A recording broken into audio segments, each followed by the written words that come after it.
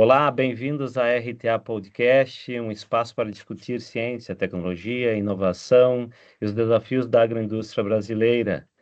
Esta é uma iniciativa da Revista Técnica da Indústria, a RTA Podcast, e esse espaço também é promovido pela Sociedade Brasileira de Ciência e Tecnologia de Alimentos, pelo Programa de Pós-Graduação de Tecnologia de Alimentos da a UTFPR, e pelo Programa de Ciência e Tecnologia de Alimentos do IFRJ. Também tem uma produção do Espaço Conagrão e do Pod Studios.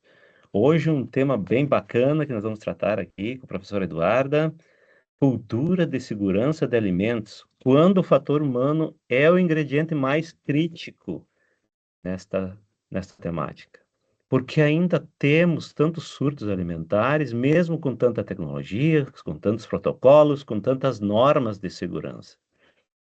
Então, nesse episódio de hoje, nós vamos falar com a professora Eduarda Olardi Baini, que é da Universidade Fronteira Sul, campus Laranjeira do Sul, para tratarmos desse tema tão bacana, tão importante, né?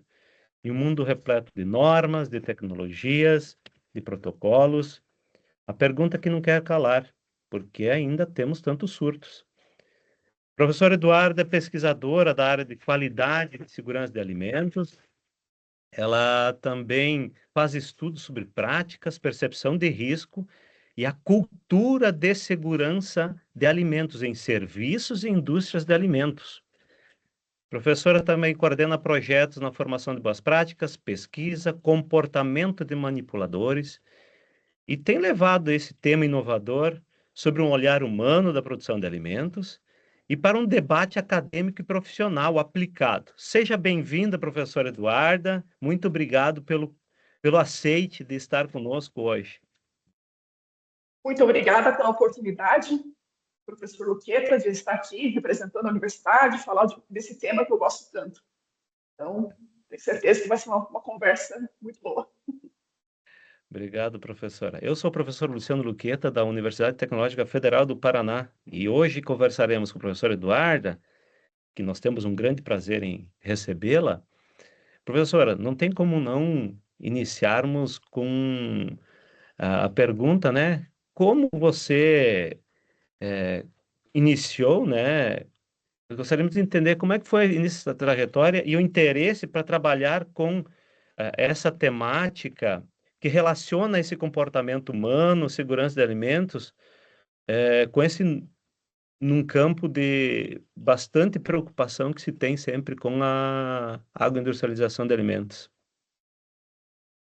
Então, essa junção dos dois começou já desde quando eu trabalhei em indústria de alimentos. Então, antes de entrar no ambiente acadêmico, eu tive experiência em indústria de alimentos. E eu observava muito a questão dos manipuladores, de tudo que nós fazíamos como qualidade, né? Eu trabalhava na parte de qualidade e segurança de alimentos, e a dificuldade, a resistência de mudança dos comportamentos das pessoas. E depois, quando eu vim também, comecei a trabalhar na universidade como professora, eu ouvia muito assim falas no projeto de extensão e outros projetos de pesquisa, falas da vigilância sanitária, ou até de profissionais que trabalham em indústrias e serviços, dizendo, a gente treina, mas os manipuladores continuam fazendo as coisas tudo do mesmo jeito, muito difícil mudar. E aí, na pandemia, a gente mudou muito a nossa rotina, a gente teve bastante oportunidade de participar de palestras, eventos naquele período. Eu participei de algumas palestras e eventos que falavam sobre esse tema de cultura e segurança dos alimentos, dos professores lá pesquisadores da Unifesp. E aí eu descobri que existia uma linha de pesquisa, uma área de pesquisa que já envolvia essa parte comportamental, dessa parte de ligar o técnico da segurança dos alimentos com a parte de comportamento humano, de cultura. E é aí que eu realmente me apaixonei pela área e me interessei muito e até comecei a migrar mais meus estudos para essa área também. Então foi uma construção. Assim, eu percebia essas dificuldades E aí depois eu descobri que existia essa área de pesquisa e me encantei, né? Então pela experiência prática e depois descobrir que existia essa possibilidade de integrar as duas áreas. É interessante, né? Uma construção de Uhum. conhecimento, uma construção de pensamento que vai evoluindo, muito interessante. E como você vê, assim, para nós iniciarmos nossa conversa diretamente no assunto, depois vamos tratar desses projetos especificamente, que até a professora ganhou alguns prêmios aí pelo Paraná, desse tipo de temática, muito importante. Por que que se vê ainda tantos casos assim de doenças transmitidas por alimentos, mesmo com avanço técnico? Como é que você vê isso para nós iniciarmos nosso bate-papo? É uma pergunta muito boa, porque até a parte a ciência aí da cultura de segurança dos alimentos começou com isso mesmo, né?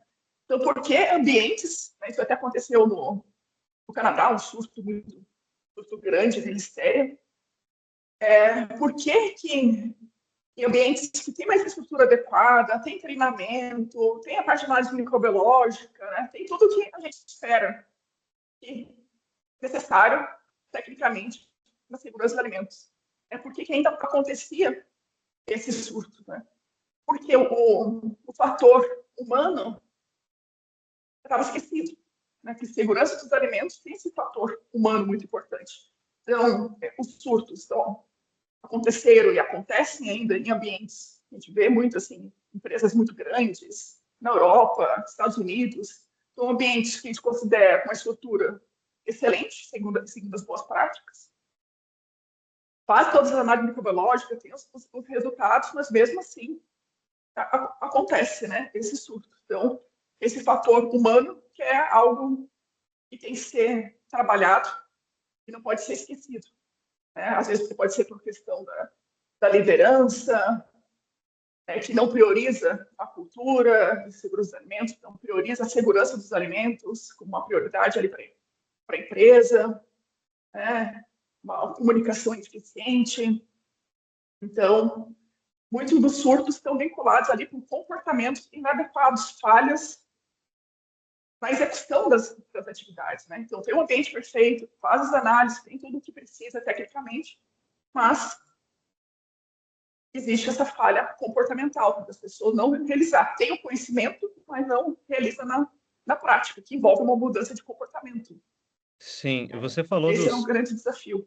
isso, você falou dos fatores, né? Esses fatores de comportamento, existem características dessas pessoas, que além as coisas mais gerais são a comunicação e liderança, mas existem fatores intrínsecos às pessoas que você considera que são fatores que devam ser trabalhados?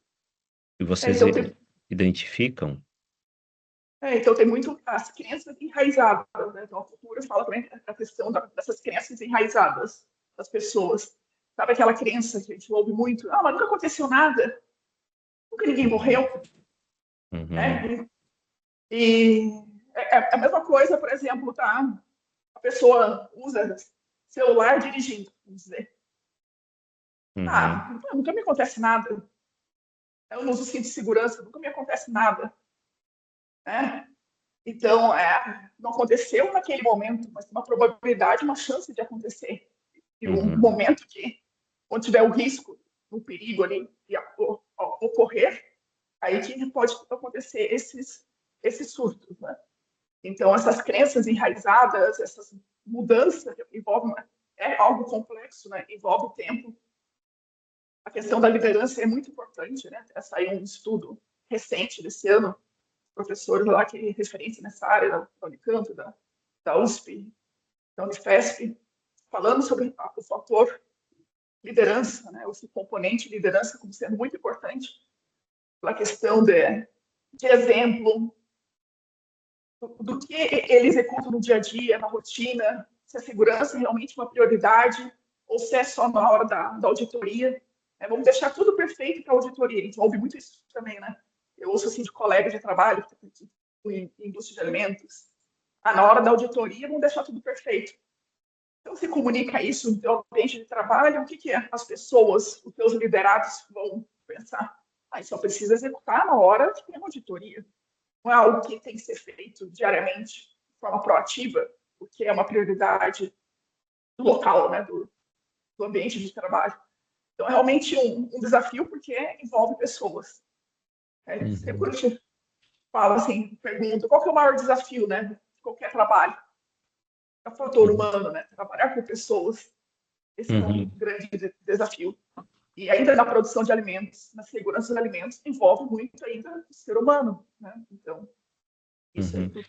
Então, você diria que podemos chegar à conclusão que na ciência de alimento, o que tem sido deixado de lado tem sido essa questão do comportamento e da parte humana desses aspectos, desses fatores.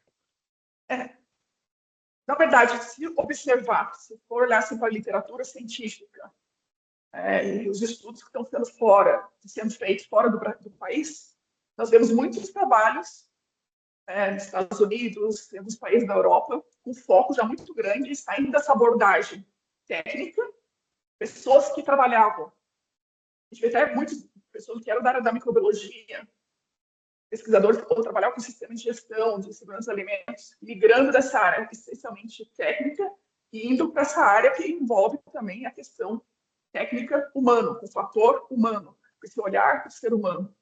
Né? No Brasil, que ainda a gente percebe falta de estudos e divulgação a respeito. Então, não dá mais para separar os dois, essa área de segurança dos alimentos. Né? Tem que ser algo realmente integrado, se quer realizar mudanças. Né? É só a questão da análise microbiológica. A análise microbiológica vai dando aquele resultado transversal, o resultado naquele momento. Ele sempre tenta trabalhar de forma preventiva. Né? Isso a gente aprende desde lá do início, assim, quando a gente estava lá na faculdade, né? Prevenção, prevenção, prevenção. E aí envolve também esse ambiente que tem essa que prioriza a segurança dos alimentos, né? Que é algo proativo e não só quando tem uma auditoria, ou quando tem uma advertência, ou quando tem mais fiscalização. É interessante. Numa conversa anterior que nós tivemos com a professora Karen, ela abordava isso, que esse fator segurança, microbiologia, é sempre deixado para depois de desenvolvimento de um alimento, né? Nunca é chamado antes essa importância no desenvolvimento ou no processamento. Então, ela fez uma afirmação de que é importante desde o início estar presente essa questão, e não só no momento final lá do processo, quando tiver auditoria ou quando tiver o alimento final, enfim, ela puxa muito, muito, e tem a ver com o que você está abordando aqui, porque é a falta de integração, vamos dizer assim, entre a parte técnica humana, que ela precisa andar junta, né? Porque esses talvez sejam os maiores desafios que nós temos hoje em termos de indústria e serviços também, né? Nós estamos falando de agroindústria, mas estamos falando de serviços, algo que você também anda trabalhando. Sim, eu tenho atuado bastante com serviços de alimentação, porque trabalho com os projetos com a vigilância sanitária, com a prefeitura, acabamos tendo bastante contato com o serviço de alimentação, desde restaurantes, escolas, né, que trabalham, e é ainda mais desafiador. Né? Porque na indústria, se for pensar, tem um avanço, né? Tem muitas indústrias, realmente maiores, que já tem lá a parte básica, né, bem consolidada. Outra parte de fabricação, análise de ponto de controle, já tem os sistemas de gestão de segurança de alimentos, algumas maiores já têm os esquemas de certificação, FSS 22000, então já estão, esse esquema de certificação tem abordado também essa questão do comportamento humano e da cultura e segurança de alimentos, então já tem mais ferramentas, já tem mais programas, já tem mais essa questão da gestão. Quando a gente vai para o ambiente de serviço de alimentação, pelo o que eu percebo, pelo menos na realidade que nós temos aqui, é ainda mais desafiador, porque a parte básica, a parte mais básica ainda não tem consolidada, né? Então, o ambiente é ainda mais resistente a mudanças. Falta muito a questão da fiscalização, da cobrança, mas a gente também entende lá da vigilância sanitária, que às vezes é uma, duas pessoas que têm que cuidar de vários setores, não só a parte de alimentos, né? Então a gente não pode também colocar a culpa em pessoas, né? Mas em serviço de alimentação percebe-se que é ainda mais desafiador. Na indústria, o desafio é conseguir acessar ela. Eu até comecei a trabalhar bastante com serviço de alimentação, e eu tenho o acesso mais fácil a esse setor. Na indústria, eles são mais fechados, principalmente essas empresas maiores, né? Elas já têm seus próprios departamentos e tudo mais, então a gente tem mais dificuldade de fazer projetos em parceria. No Brasil, né? A gente vê os estudos fora, muitos estudos, assim, muito interessantes que a gente poderia realizar no nosso contexto brasileiro, mas que a gente não tem esse acesso ainda a essas empresas, né? Bacana. Interessante pensar que a segurança alimentar não é só sobre máquinas, protocolos, mas também sobre atitudes e valores, né? E você entra num conceito central que nós estamos conversando, né? Que é a cultura da segurança de alimentos. Como é que é? Como pode se definir esse conceito de forma simples? Agora, depois que você deu toda essa explicação introdutória, o pessoal já começa a ter uma ideia do que seja, mas qual seria qual seria a definição desse conceito cultura de segurança de alimentos, que é um conceito relativamente novo, talvez? É um conceito que iniciou em 2009, 2010, ali com os primeiros livros e artigos na área, e foi evoluindo, né? Um dos conceitos mais recentes que nós utilizamos envolve pensar assim que a cultura envolve essas crenças, os valores, as ideias então, compartilhadas. Então, é uma pessoa que tem a cultura compartilhada em um local, em uma organização, né, que afeta, que está afetando ali, que é relacionado à segurança dos alimentos, né? E também é algo de longo prazo, né? De uma maneira ainda mais simplificada, envolve assim, o que as pessoas realizam na prática, no dia a dia, né? Quando ninguém está olhando, né? Quando não é na auditoria, quando não tem o supervisor, a qualidade lá de branco, pensa todo mundo certinho, né? O que é feito quando ninguém está olhando e cobrando? Né? Então tem a ver toda essa parte dessas crenças, essas atitudes, valores, essas ideias, tudo muito enraizado, compartilhado entre o grupo e algo de longo prazo. Então, o que o manipulador, o que a liderança faz quando ninguém está olhando, não tem uma editoria, não tem uma fiscalização? Então, é nesse sentido. Não sei se ficou. Esclarece? Sim. E até depois,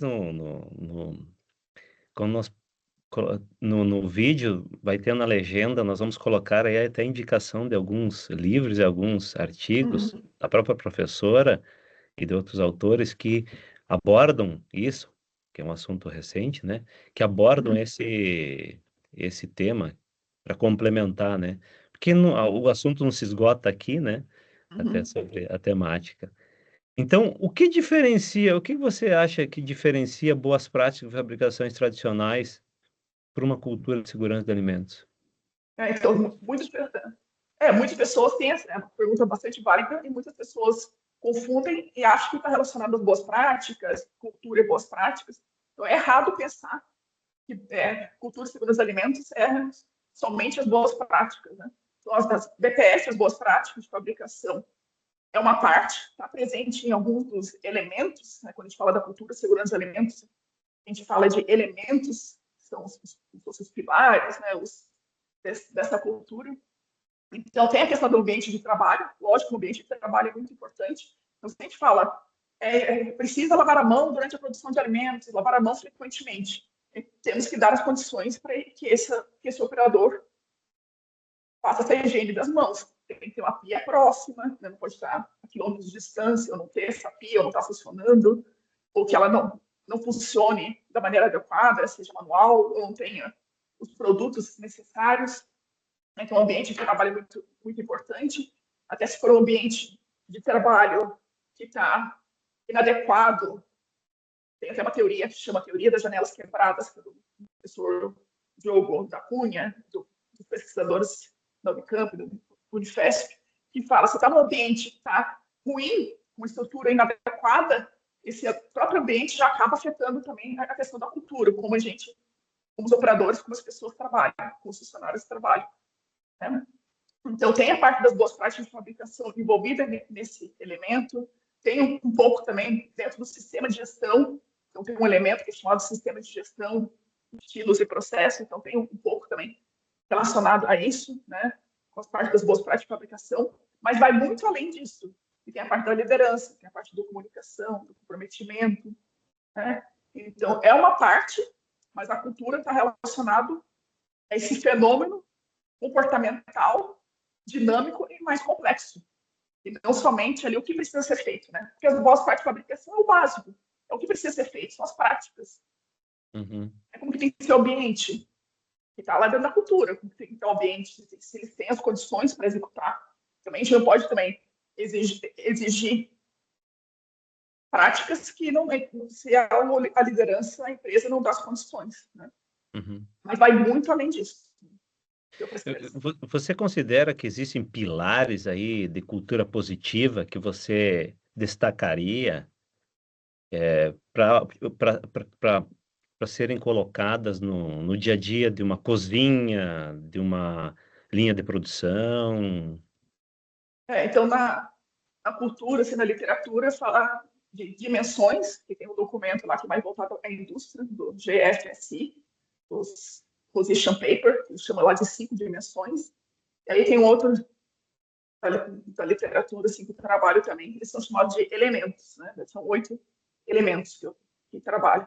Então, tem a parte da liderança, que eu já comentei, citei anteriormente, que é muito importante, e é visto realmente como esse elemento principal, esse pilar, né? A gente coloca, a gente fala muito da gestão da qualidade, fala do pilar, né? Mas é esse elemento muito importante da liderança, porque a liderança afeta os outros elementos. Né, que até um estudo que saiu esse ano que fala dessa importância do papel da liderança. Porque se a liderança não dá o exemplo, o ambiente, os operadores vão ver, a pessoa não está usando uniformes, a pessoa não... Se acontece uma situação que a gente tem que parar a produção, reter os produtos, e a liderança não toma atitude, recebe crítica em vez de elogiar, ou se é um ambiente que, quando acontece uma situação assim, que tem que parar a produção, tem que colocar produto em quarentena, bloquear a produção, e a liderança elogia, reconhece,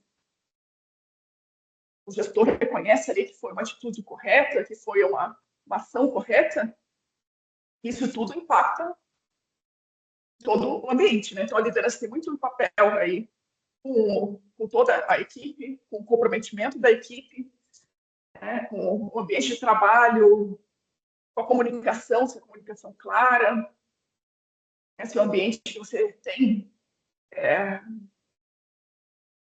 se sente motivado de trabalhar, você também tem essa questão da motivação, né? Se a pessoa não gosta de trabalhar naquele lugar, não gosta da liderança, de ver muitos casos até de sabotagem.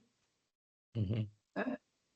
Então, a liderança que afeta muito a questão do comprometimento, a comunicação, o ambiente de trabalho, né? Então tem um papel bem importante, né? Colocaria nesse sentido. Assim. E como se avalia isso? Como é que se faz uma avaliação porque boas práticas, sistemas de qualidade, a gente tem lá as dimensões, né? A gente tem os pontos críticos de controle. E na cultura de segurança, como nós avaliamos isso? Existe uma boa cultura de segurança no processo no processamento, existe uma boa cultura de segurança em serviços. Então, a cultura de segurança de alimentos geralmente é classificada como proativa, ativa, ou reativa, ou negativa e positiva, ou fraco, forte. Não tem um padrão assim de metodologia. E a avaliação também, muitas pessoas acham que é só aplicar um checklist. Como é um tema muito novo, e muitos consultores estão trabalhando, iniciando esse trabalho, acho que é só aplicar um checklist. E chega ali com algo, com as PPS, assim, um checklist, pronto, e vai lá e avalia. mas é algo bem mais só uma auditoria. Então, não é algo que você consegue fazer só em um dia ou só com checklist.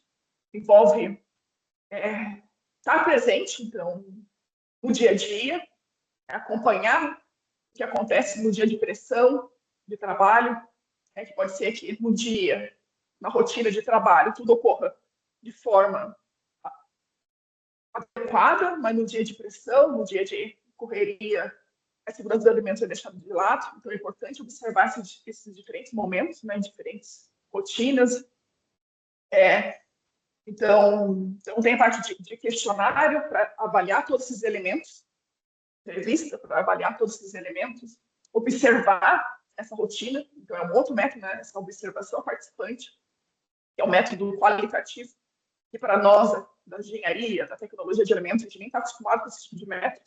A gente está acostumado ali com checklist, está certo, está errado, está conforme, não conforme. Para nós é isso. E aí vai para o método que é qualitativo, que vai lá mais para o subjetivo, que é o observar.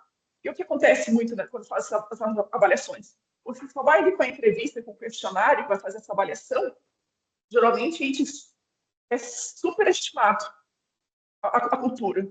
Né? É ativa, é proativa. E quando nós observamos na prática o que acontece no dia a dia, né, naquele dia que tem mais correria, naquele dia que tem uma pressão, enfim, o que eles realmente executam, aí a cultura de segurança de alimentos é subestimada, porque a gente acaba observando e vê coisas erradas, né? Meu Deus, como que faz isso? Meu Deus, não higienizou de forma adequada, não monitorou a temperatura. Então, por isso que é importante ter essa avaliação quantitativa, que também é usar esse checklist, que a gente tem um checklist ali de infraestrutura, para ver se tem as condições básicas de infraestrutura, que eu comentei lá, tem a pia para lavagem das mãos, não está funcionando. Tem toda essa parte, não tem separação da área limpa e da área suja. Então, tem essa parte do checklist também. Tem a parte de questionário, de perguntar ali para tanto os manipuladores como para a gerência, também envolve isso. Então, não é só o operador, só o manipulador. Né? Então, tem a parte da gerência que também tem que ser avaliada e também os manipuladores nesses elementos. E essa parte mais qualitativa, que envolve essa observação, que a gente chama de observação participante. E aí, depois, pegar esses dados quantitativos e qualitativos, a gente chama de triangulação dos dados, que é fazer uma ponderação, uma média ali dos valores, para você realmente conseguir avaliar a cultura de forma mais adequada. Porque se você usar só método quantitativo, você tem a possibilidade de avaliar a cultura com valores muito altos, superestimar. Se você vai só para o qualitativo, tem uma tendência de subestimar, dela ser menor, e por isso tem que avaliar as duas e fazer essa média ali, essa triangulação dos dados, para você ter realmente uma avaliação mais robusta. Então, a gente vê muito, às vezes, na prática, como é algo novo, ainda pensando que é só algo que avalia de um dia só faz um checklist e pronto, né? Só uma auditoria, ou só um programa, vou fazer um programa de cultura sobre os alimentos. E não é assim. É algo que precisa ser transformado. É algo que é contínuo, a longo prazo.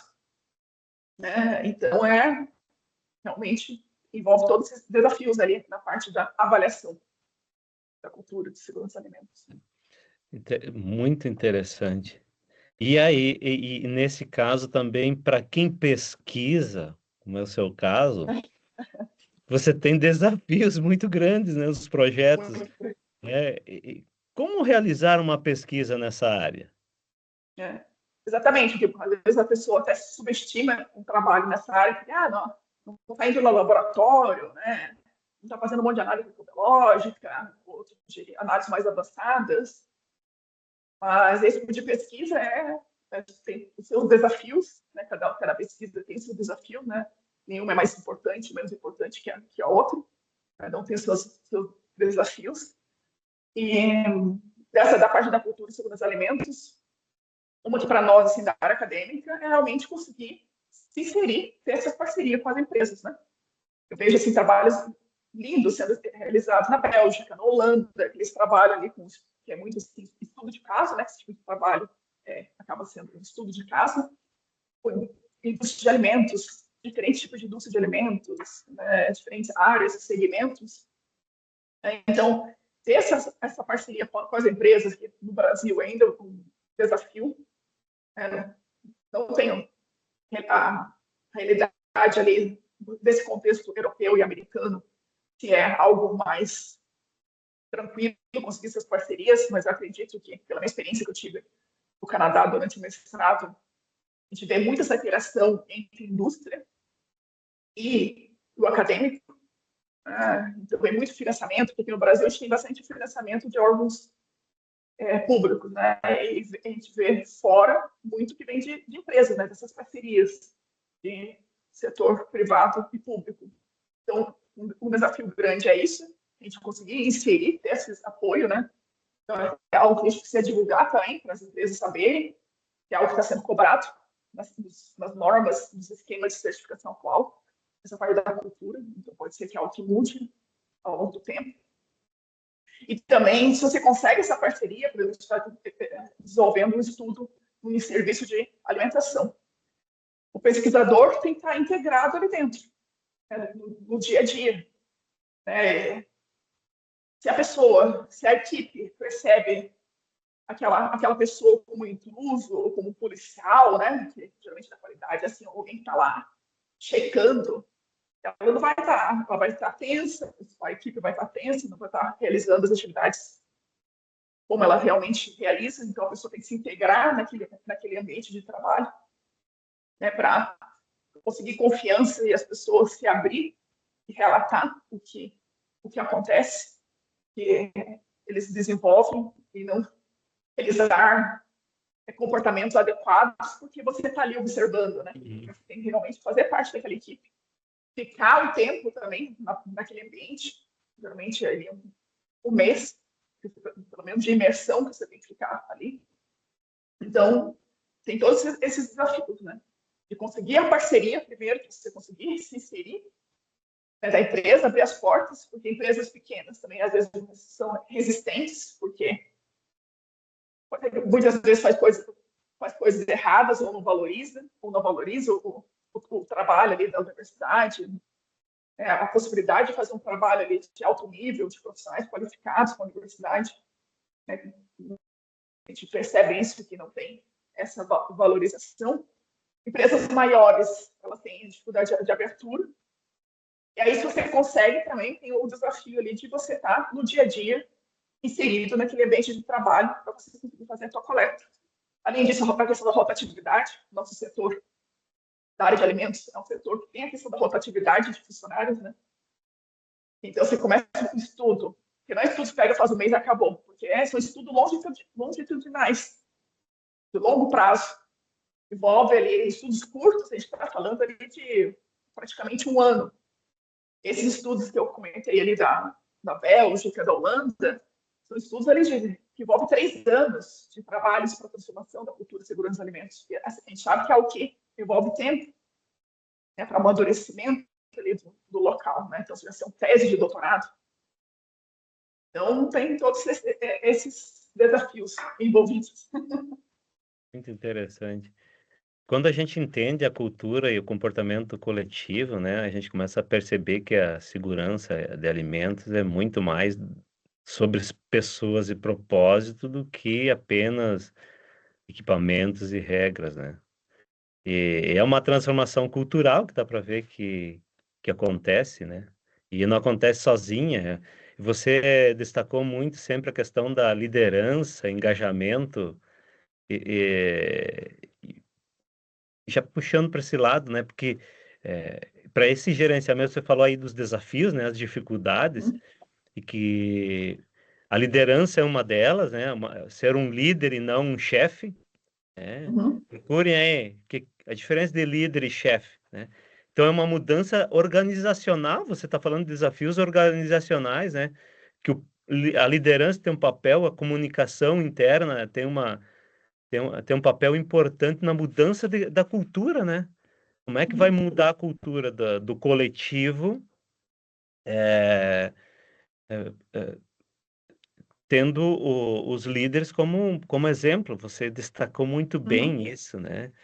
Então, como esses treinamentos e programas de educação eles podem ser adaptados para mudar esses comportamentos, percepções, e não apenas repassar informações, porque muitas vezes a gente repassa informações, né? E não é literalmente uma mudança de cultura, como é o tema aqui, né? E essas lideranças, essas pessoas chaves que fazem a comunicação, têm um papel importante, né? Então, como se trabalha esses programas de educação aí para essas pessoas que estão envolvidas? É. Então, exatamente. Então, aquela formação só teórica, estilo palestra, só passar conteúdo, então não funciona, né? Até a parte do conhecimento, né? Que o conhecimento também é um dos elementos da cultura, segundo os elementos, até para o conhecimento a gente sabe até pela nossa vivência em sala de aula, né? Só chega lá com aquela aula expositiva, falando conteúdo, como se fosse uma palestra, eles não absorvem, não aprendem, né? Então, no ambiente de trabalho, tá? Ele trabalhou com colaboradores que ainda têm dificuldades, né? Não estão acostumados a ficar sentado numa sala de aula só ouvindo, não vai adiantar em nada, né? É inefetivo até para essa parte de conhecimento. Então, essas formações, principalmente no ambiente de trabalho, é muito bom, né? Então, ele está no ambiente de trabalho dele, não só uma palestra, assim, fora do contexto de trabalho dele, de também trazer o dia a dia, as situações que são observadas no dia a dia, né? Pode trazer casos, estudo de casos ali do dia a dia, situações que acontecem, fotos, registros, coisas que acontecem no dia a dia para eles conseguirem contextualizar com a realidade deles, trazer a abordagem de risco também, está sendo muito abordado isso, sempre trazer a abordagem ali, o fator do risco, eles entenderem do risco deles fazerem algo de forma inadequada, o risco de doenças de transmissão hídrica alimentar, de uma prática inadequada, da rotina de trabalho deles, né, trazer isso aí para eles entenderem o porquê também, né, entender o porquê, trazer questões do dia a dia deles também, coisas que eles podem interagir, fazer dinâmicas, jogos, resolver o estudo de caso, trabalhos em grupos que eles têm que resolver. É mais desafiador? É muito mais fácil. Pensa ali, é muito mais fácil chamar. A gente pessoa trabalha numa empresa grande, né? Porque vai ouvir assim, mas ela não sabe porque não sabe como que é fazer com 100, 200, 300, 1000 funcionários. Lógico que é muito mais fácil botar 100 pessoas sentadas ali, dar o conteúdo e pronto. Fiz minha parte, acabou. Né? Mas para realmente ter uma mudança, e eles realmente entenderem o porquê, vai exigir um pouco, vai exigir mais dessas formações. Né? Então, esses trabalhos assim, em grupos, estudos de caso para eles resolverem, trazer a vivência deles, é sempre muito importante também a questão do nível da fala deles ali, de abordar de uma linguagem acessível para essas pessoas. Né? Então, se usar uma linguagem muito complexa, tem uma barreira de comunicação, né, com essas pessoas. Também se usar muito bichinho, coisinha assim, muito engraçadinha, assim, usando um bichinho e tudo mais. A gente está trabalhando com humanos, né, não são crianças, né, então vamos trazer exemplos mais da realidade. Às vezes eles têm resistência com a lavagem das mãos, vamos fazer lá uma coleta, um swab das mãos, diferentes formas de higienização, correta e incorreta, para mostrar para eles a importância. Em algumas formações que nós fazemos, a gente leva isso para o celular, né? Em serviço de alimentação, tem muita resistência de deixar o celular separado, que é mexer ali no celular quando está na cozinha. Então, vai lá e faz uma coleta no swab do celular para mostrar para eles, né, se é isso que precisa ser trabalhado. Né? Isso pensando na parte dos manipuladores. E na liderança, tem toda aquela parte de gestão de pessoas mesmo, né? Como se comunicar, como se portar com uma autoridade. Eu vejo assim, eu estava na coordenação de estágio por muito tempo. orientando estágio ainda mais tempo, né? E eu vejo assim pelos muitos alunos que vão para estágio, a dificuldade com os professores do estágio, né? De ter, às vezes, medo de se comunicar com a pessoa, porque a pessoa vai reprimir, não vai compreender, não vai dar suporte, não vai auxiliar. Então, essa pessoa tem que ter esse papel de autoridade dentro do estabelecimento, mas também ser acessível para os dias, nos problemas que acontecem, da pessoa se sentir confiança de ir lá conversar, reportar para a liderança, para o gestor, mas sem receber uma advertência, sem o receio, sem o medo, né? Então, essa formação da liderança e gestão de pessoas é muito importante. Porque quem são essas pessoas que vão trabalhar como liderança na gestão de pessoas? São os nossos alunos, né? A pessoa da engenharia de alimentos, da tecnologia de alimentos, cientista de alimentos. Né? Então, essas pessoas têm que estar preparadas para estar atuando. E você puxou o gancho aí dos profissionais, né, da área de alimentos, engenheiros, dos tecnólogos, da área de alimentos. Você acha que eles têm as ferramentas necessárias para lidar com com esse componente humano hoje, na sua formação? Então, completamente, assim, plenamente, eu acredito que não. Depende muito ali do curso, também do envolvimento do aluno, né? Porque o estudante também é protagonista, muito importante na formação, durante a graduação. Mas isso a gente observa até pelo próprio CREA, né? Na coordenação de curso, e tem os eventos assim que o próprio Conselho Regional de Engenharia, ele relata isso, né? Que os profissionais saem muito bem tecnicamente, mas falta essa parte das competências comportamentais. Né? Então, os cursos, e ressaltando a importância dessas mudanças, atualização do curso, para ter o desenvolvimento dessas competências, né? Comportamentais durante a graduação. E aí entrou ainda a questão da inserção da extensão, né? A curricularização da extensão. Então, isso tudo também faz o estudante ter mais vivência. E eu observo também que muitos dos nossos alunos, quando eles saem, eles vão fazer especialização em gestão de pessoas, para ver como eles sentem falta disso.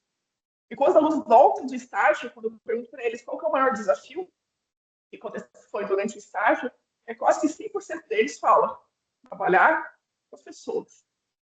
Né? Então,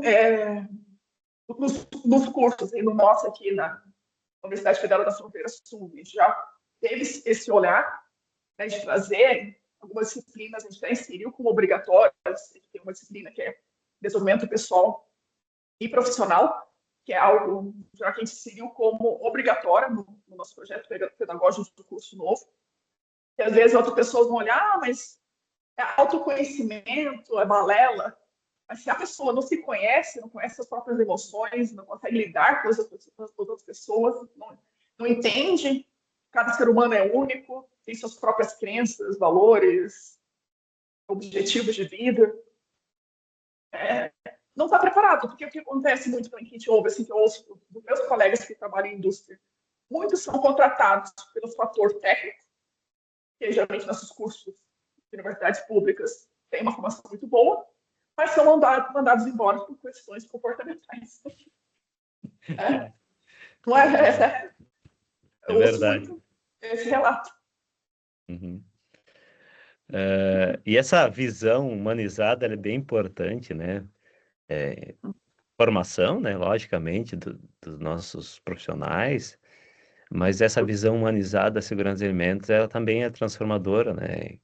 E mostra como o conhecimento técnico precisa andar junto com esta empatia, com o propósito, com o comprometimento. Mas também abre espaço aí para uma reflexão, né, sobre a nossa cultura, não só para vários lugares, né, no nosso campo de formação, para o nosso campo e também de atuação profissional. Então, campo acadêmico, campo profissional, que nós estávamos falando desde o início, né? Se abre também aquela questão dos desafios, já falamos alguns desafios que tem na indústria, mas de oportunidades do futuro da segurança de alimentos no Brasil, né? Quais você já abordou algumas lacunas aí. Você falou agora aqui da formação dos profissionais, eu acho bem interessante, né?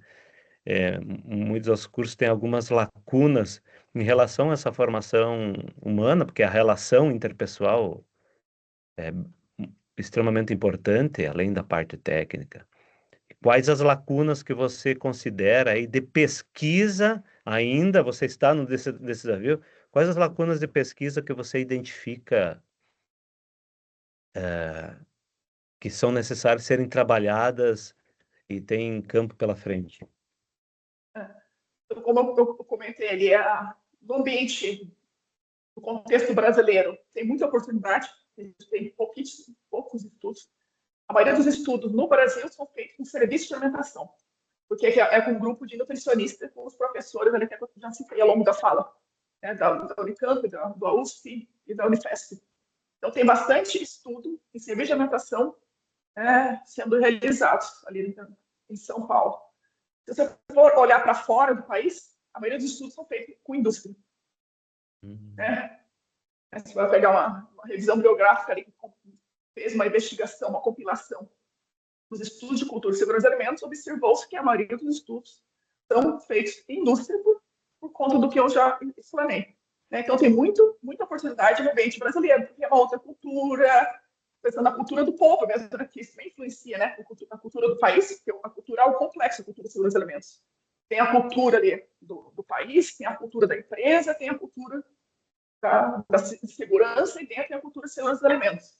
Então, a questão do nosso próprio país, desse ambiente de processamento de alimentos, de indústria de alimentos no país, também tem teorias de mudança de comportamento também, que eu não cheguei ainda a trabalhar nessa área, mas eu acho muito fascinante, que vem lá da psicologia, ou das ciências biológicas, da ciência da saúde, na verdade, da ciência da saúde, para mudar comportamentos das pessoas, por exemplo, como deixar de fumar. Então, tem teorias da área da saúde para mudar esse comportamento das pessoas que pode ser transferir esses conhecimentos, testados esses conhecimentos no ambiente também de indústria de alimentos. Que ainda falta bastante estudo, né? Falta estudo nessa área. Os usos de outras metodologias. Tem bastante também na literatura, tem uma revisão biográfica que saiu esse ano também, que é um portfólio de intervenções muito interessantes na área de segurança de alimentos, para melhorar essa parte de segurança de alimentos, que precisam ser testadas, validadas. Então, tem todas essas áreas de pesquisas. Tem isso, né? Tem nossos ambientes também de indústrias artesanais, familiares. Eu gosto de trabalhar bastante nisso. Nesses estudos acabam sendo muito voltados para empresas grandes, mas também como nessas nossas agroindústrias menores, né, familiares, que também tem uma cultura ali, e não foram investigadas e estudadas, né? Então, tem muita oportunidade. Sim, às vezes a gente não dá muita atenção, mas nós temos um número muito grande de agroindústrias familiares que às vezes estão carentes, precisando de dicas ou de, de estudo ou de acompanhamento simples, para auxiliar em coisas simples, para melhoria, assim, às vezes gigante, que farão a diferença para aquela agroindústria, né?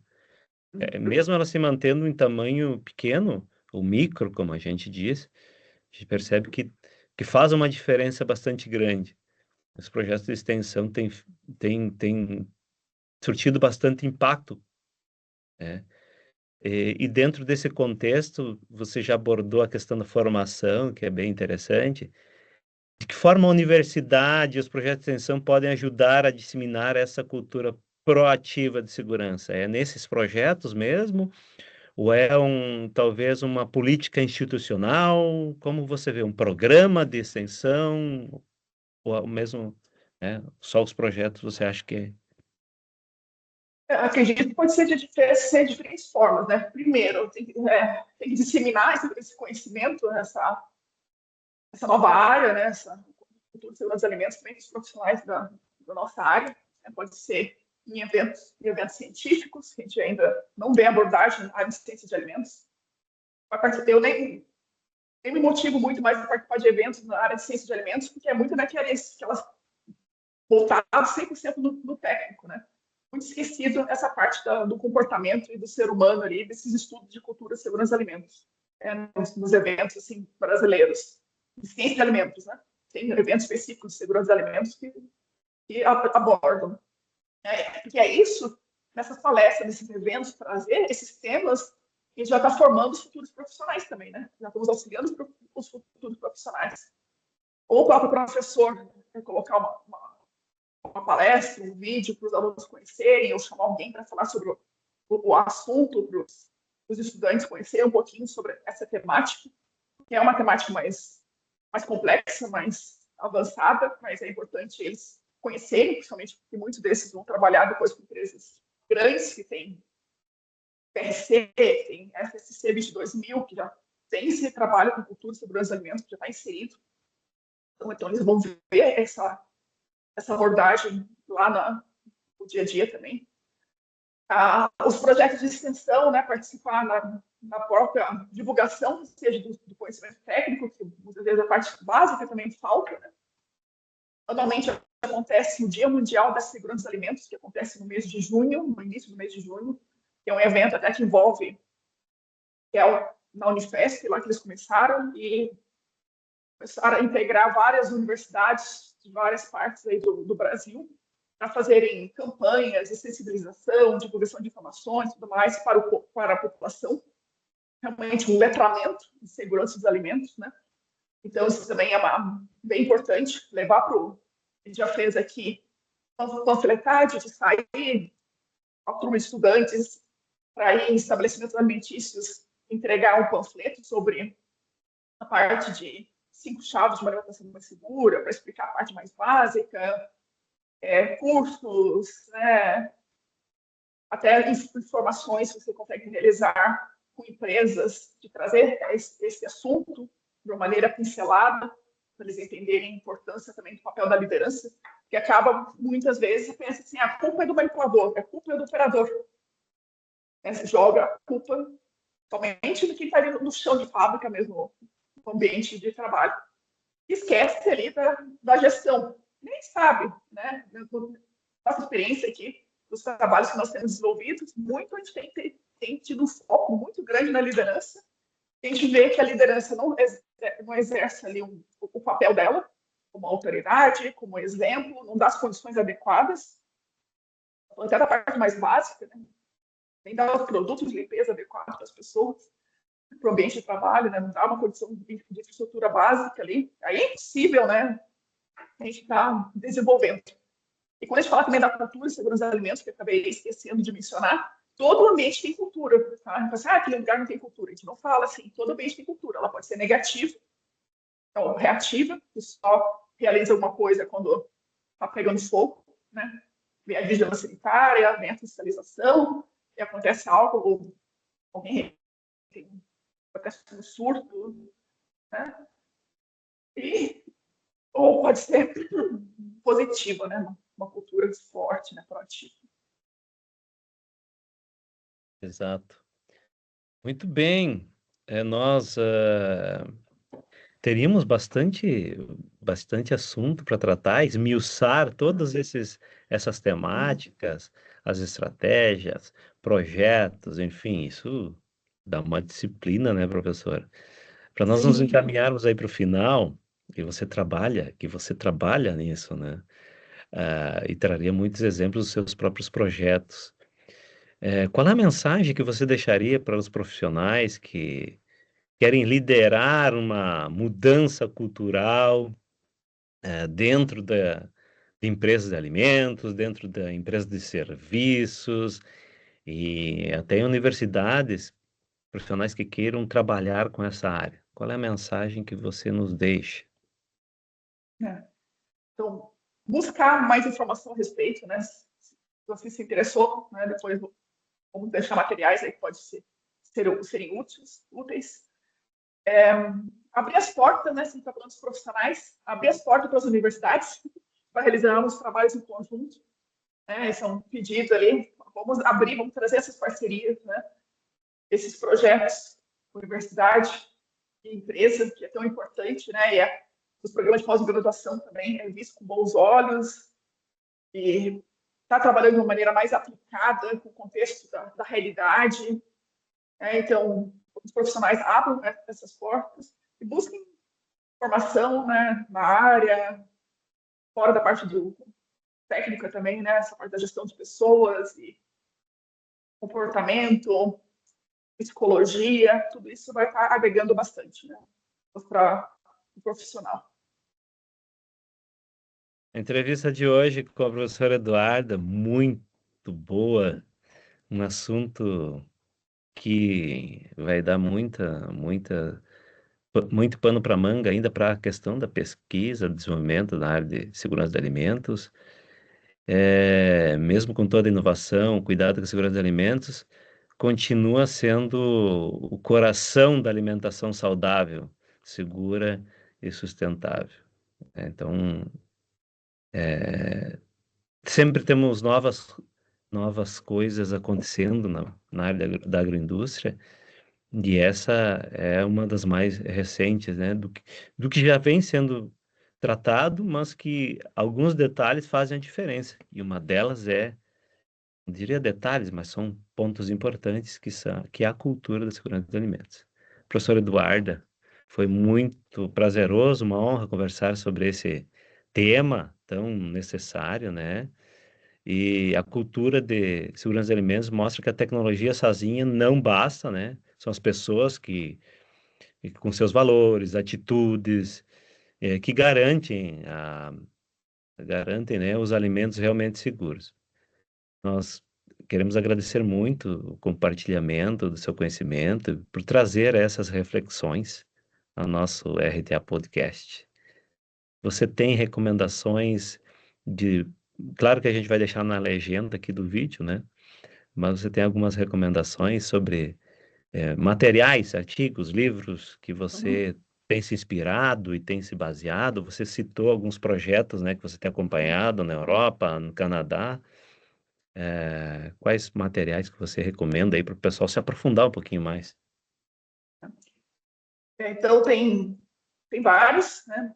Eu tenho 3 pesquisadores, assim, a nível do Brasil, que quem tiver interesse pode olhar, assim, os artigos, que tem a professora Elke Stedefeld, que é do Unifesp, a professora Laís Zanin, que é da USP, e o professor Diogo da Cunha, que é da Unicamp. Eles são a referência aí no Brasil e também a nível internacional nessa área, e tem muitos artigos publicados naquela revista Food Control, então dá para buscar também nessa revista. No Instagram, eles têm um grupo chamado Gersal, que também eles divulgam as iniciativas, os projetos, que é muito interessante. Tem um livro traduzido de Cultura e Segurança dos Alimentos, se buscar na internet ali, Cultura e Segurança dos Alimentos, do Food Design, foi a Ellen Lopes que traduziu, que é um livro do Frank Yanes, que começou lá em 2009 com o primeiro conceito. Então, acho que é um material base muito importante também. E se buscar dentro da revista Food Control, vai buscar esses artigos que eu citei ali, em contextos fora do país também. E acho que já tem um bom embasamento inicial. Ótimo, ótimo. Então nós temos aí uma base já muito boa, validada. Muitas vezes fica no campo das ideias, né? Mas já tem algumas coisas validadas. Isso é importante para termos como referência, né? Muitas vezes nós tomamos sempre como referência para nós fazermos nossos trabalhos. Muito obrigado pela participação mais uma vez. Para o nosso público, deixamos aí nos comentários os links. Vamos deixar links, né, também, né, professora? Sobre o tema. A todos, inscrevam-se no canal do YouTube, embora o Instagram tenha sido, né, o carro-chefe aí do pessoal. A gente vai deixar alguns cortes da professora aí, alguns highlights da nossa conversa. Nos sigam também aí nas plataformas, no Instagram, no YouTube. E nós Sempre lembramos, o conhecimento alimenta o futuro. Um abraço a todos e a todas.